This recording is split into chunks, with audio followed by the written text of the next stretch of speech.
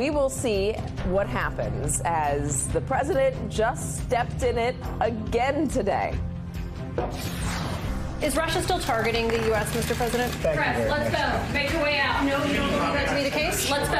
We're finished here. Senator Schumer said you would walk the back for a while. Press, let's go. Thank you very much, everybody. Make your way out. Can you just We're doing very well. We are doing very well, and we're doing very well, probably as well as anybody has ever done with Russia.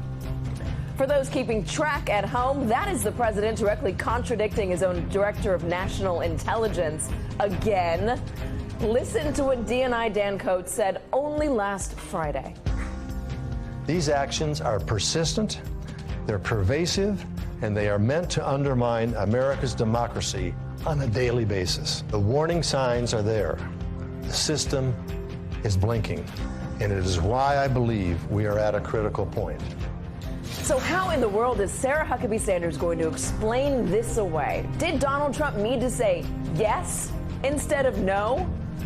Remember, it was this time yesterday that the president attempted a laughable walkback of his news conference in Helsinki. I have President Putin. He just said it's not Russia.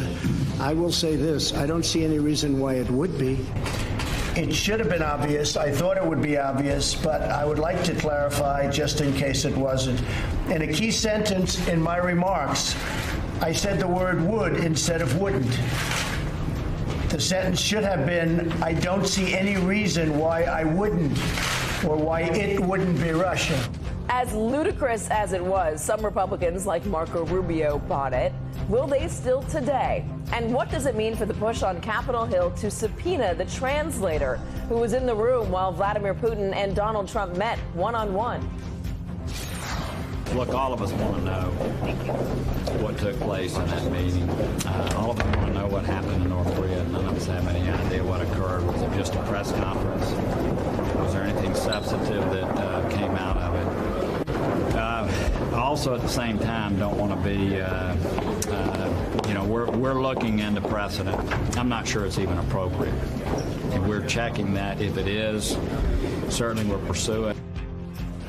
So our big question today is, will the president's words today give Senator Corker's push even more momentum? Hey there, I'm Chris Hayes from MSNBC. Thanks for watching MSNBC on YouTube. If you want to keep up to date with the videos we're putting out, you can click subscribe just below me or click over on this list to see lots of other great videos.